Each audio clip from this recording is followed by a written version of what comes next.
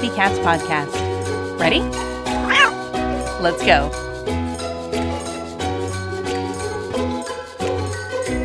Welcome to the Community Cats podcast. I am your host, Stacy LeBaron. I've been involved helping homeless cats for over 20 years with the Merrimack River Feline Rescue Society. The goal of this podcast is to expose you to amazing people who are improving the lives of cats. I hope these interviews will help you learn how you can turn your passion for cats into action. Today, we're speaking with Rachel Geller. Rachel's been on our show a couple of times before. So if you're interested in finding out about Rachel's beginnings, how she got started, I highly recommend you go to the communitycatspodcast.com and search Geller in the search bar. The shows will come up. But Rachel, who is a certified humane education specialist and cat behavior and retention specialist, today we're going to be celebrating her launch of her new book called Saving the World, One Cat at a Time. Rachel, I'd like to welcome you to the show. Thank you, Stacy, for having me on again. This is great. Congratulations on your book. It's fantastic and it's a great read, and I'm thrilled to discuss the book with you today. I just wanted to start off by asking you, what gave you the idea? What made you want to write a book? That's a great question. I really hadn't entertained the thought of writing a book until about a year ago. The Boston Globe featured me in their newspaper talking about my work with cat behavior and my work in various shelters. And after that article appeared in the Globe, a Globe columnist contacted me and said, "Would you be interested in working with me writing a book?" And she explained that it would be what she calls an as told to. So she would ask me the questions and interview me, and I would answer her questions, and then she would actually take my content and write the book. Her name is Nancy West. She was my editor, and I actually call her a more delightful and articulate version of myself. She did a wonderful job capturing everything that I could possibly want to say about cats. She really brought my work to life through this book. When I was reading through the book, first and foremost, it's very personal. You talk about a lot of personal stories, and you even have sort of the relationship that you have with your husband around the cats, which is also fantastic to share for cat lovers. Many times there's a big balance that goes on in the home setting with regards to who's first and who's second. I don't know if you're willing to share what Joel's opinions are on that issue, but it's definitely something that you discuss in the book. It is, and I agree with you. It is a balance, and I think I speak for probably a lot of your listeners right now when I say that we are very passionate about the work we do. We love cats wholeheartedly, and I know I would do almost anything to save the life of a cat.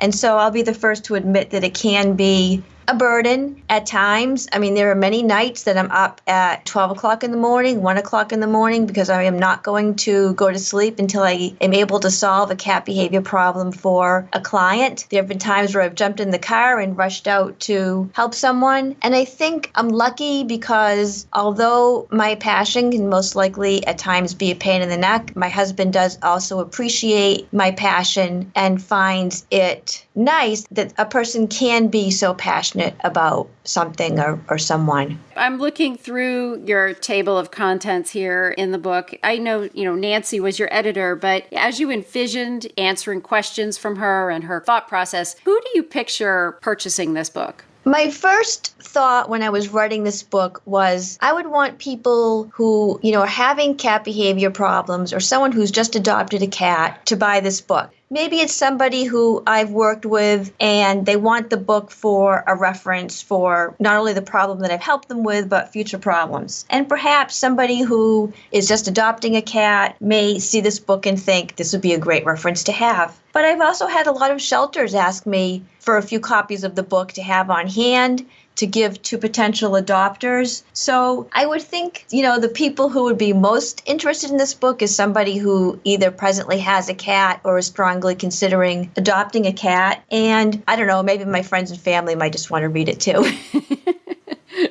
It starts off talking a lot about your history as a child and how you really grew into the passion of the cats that you have. And, the title intrigues me so much because you have it saving the world one cat at a time. And one thing that I have firmly believed my involvement in this whole cat world is not just about cats, but it's about community and helping make your community a better place. And it seems like maybe you're sort of in that same thought process that it's much more than just cats. I mean, well, people will look at me and like, why are you spending so much time just on cats? And they don't understand the ripple effect that happens if you behave a certain way around cats and you're working with cats and you're helping the cats in your community, you're helping your community and you're helping other animals in the community and you're helping other families. You're teaching lessons. Is that something that is important to you?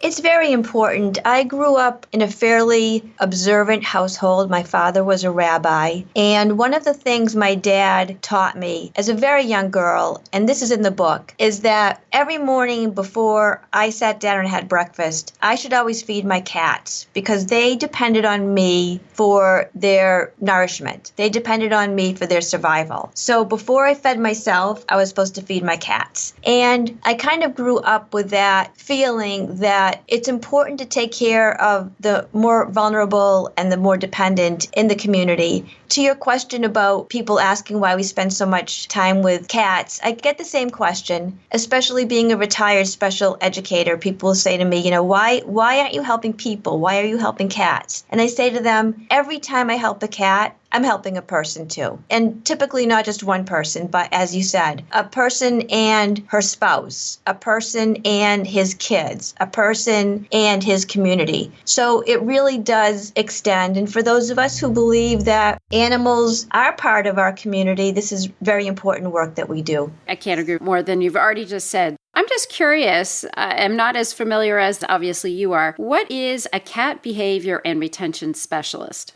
There are a lot of cat behaviorists out there, and clearly those are people who focus on cat behavior. I'm actually certified as a cat behavior and retention specialist. And what that means is that my goal is to really get at the behavior problems before somebody's at their wit's end and is ready to surrender their cat. Working with shelters when a cat is adopted, getting in there in a preemptive strike, helping the adopter work with behaviors before they come up, as opposed to once it's reached the crisis point. So the word retention means the cat is being retained in the home. So my goal is to provide the adopter or cat owner, depending on when I come into the picture, with the skills and the tools and the knowledge to not get to that point where the cat is being considered to be returned to the shelter. And my goal is to really help shelters to put in their own cat behavior and retention programs so these problems can be dealt with in a more timely manner, as opposed to when the person is really calling the shelter and saying this cat has to go back.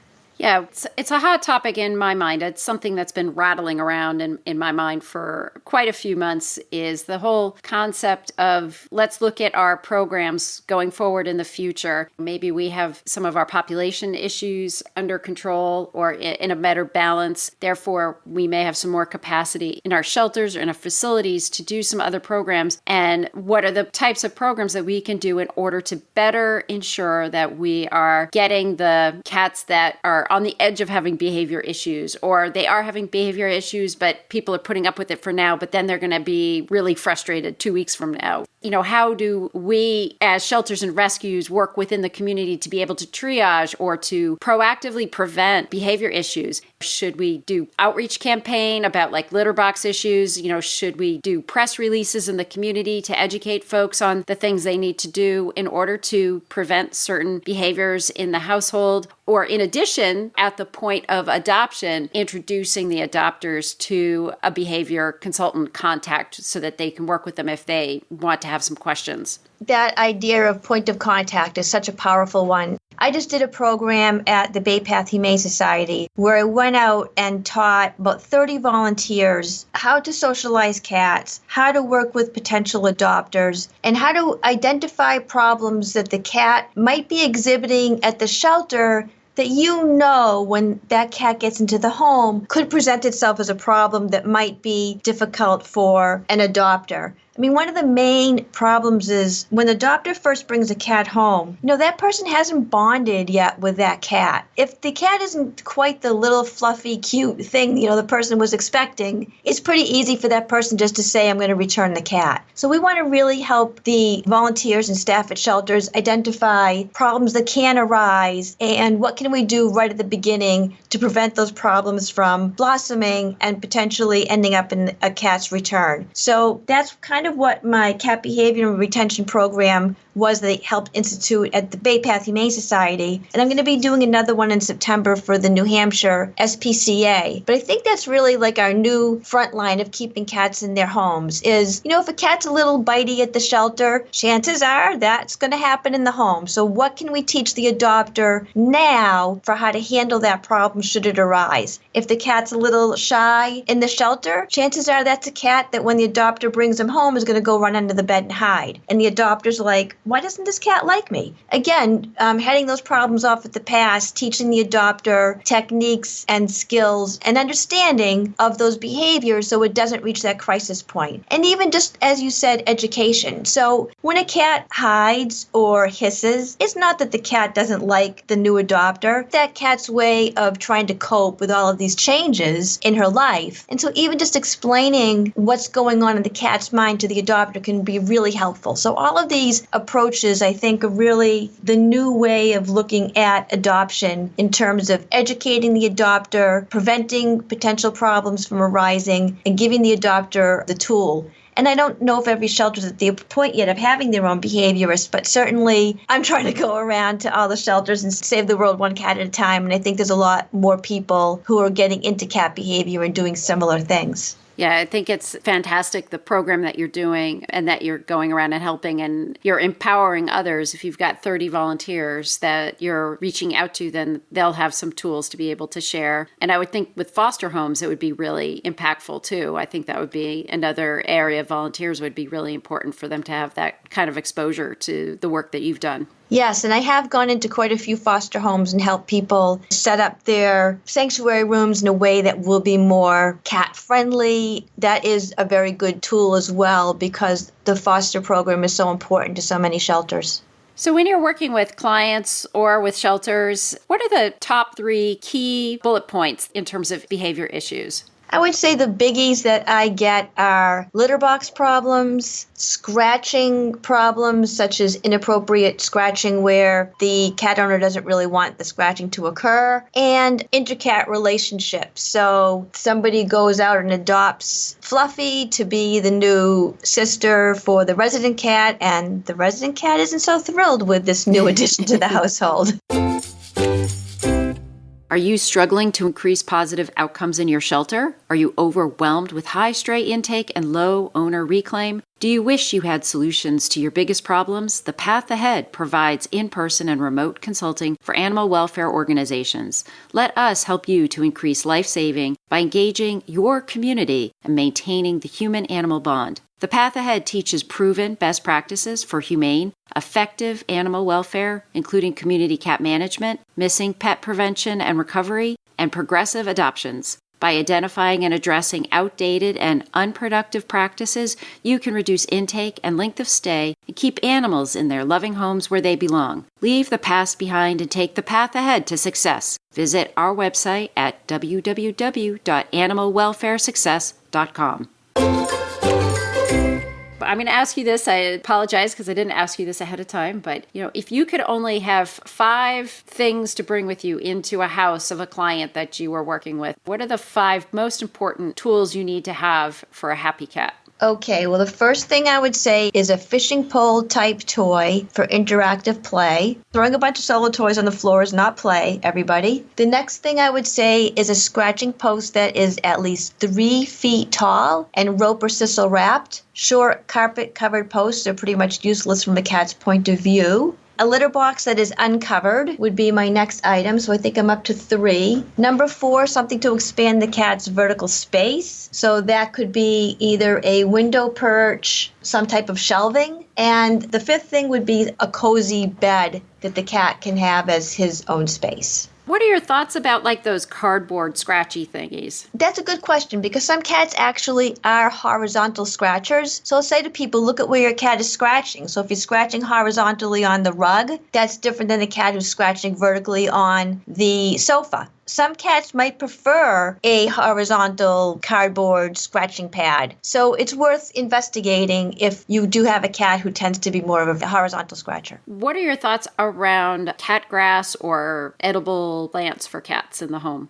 I think if your cat enjoys catnip or cat grass, great, go for it. I mean, not all cats love it, but some cats really love it. And as long as you're careful to buy something that is specifically for cats and cat safe and not toxic to cats, I think it's a great idea to kind of give the cat another opportunity for play and for stimulation in the household. I mean, with indoor cats, anything we can do to mimic the outdoors, which is why I say, with the scratching post, it should be tall and rope covered to better simulate trees, is all good to keep an indoor cat occupied. Now, what would you say if somebody's veterinarian recommended putting a cat on medication for behavioral issue? What are your thoughts around the medication side of things? Just like some people, a pharmacological approach can be necessary. I would say, if you've tried every type of behavior modification out there and you've really been consistent and you've been structured with it and you're not getting any results, that could be a time to look into some type of pharmacological intervention. And sometimes the medication can allow the cat to access the program that I've written out, and then the cat may be able to be gently weaned from that medication. But just like people, there are cats who are wired in a certain way and really do need medication to live a happy life. It's very different, but I would suggest to people that unless, it's a real danger, unless the cat is very, very aggressive, going through a behavior program would be my first line of defense because there are side effects to medication and it can be difficult to pill a cat. So if you can fix the behavior problem through behavioral intervention and techniques, that would be the best case scenario. Have you worked with many cats that were declawed? I have. I do get a lot of calls from people with declawed cats who bite a lot, which is common. My understanding is that it would be best not to have your cat declawed. I am 100% against declawing. There's no way I can emphasize through this radio program how horrifying the idea of declawing is to me. It is definitely a form of torture. The cat's claws are cut off at the knuckle. Many of them experience pain for the rest of their lives. I do get calls, as I said, from people who have declawed cats who then become very bitey, or they scratch a lot because they feel vulnerable. They've lost their first line of defense and they know it. So it harms a cat physically, it harms a cat psychologically. I have been almost 100% successful in retraining cats who are scratching where we don't want them to scratch. That is a fixable and solvable problem that can be handled very easily without declawing.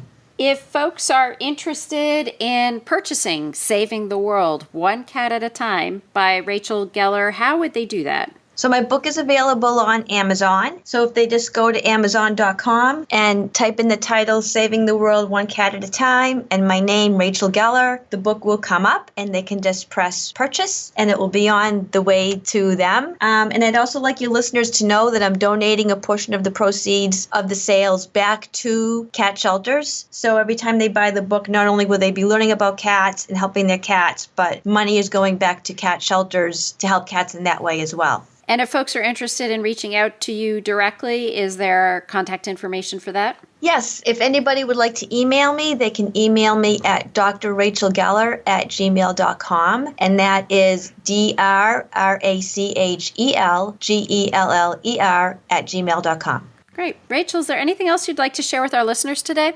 I would just like to let everyone know that most cat behavior problems are fixable and solvable. So please give your cat a chance, call me or call another cat behaviorist and try to keep that cat in his home that he loves. Rachel, thank you again for agreeing to be a guest on my show, and I hope we'll have you on in the future. And for listeners, please take a moment to subscribe to the show, tune in, listen to past podcasts like the podcast with Rachel in the past, and support the show, share with friends, and really appreciate your support. Take care. Thank you for listening to the Community Cats podcast. I would really appreciate it if you would go to iTunes and leave a review of the show. It will help spread the word to help more community cats.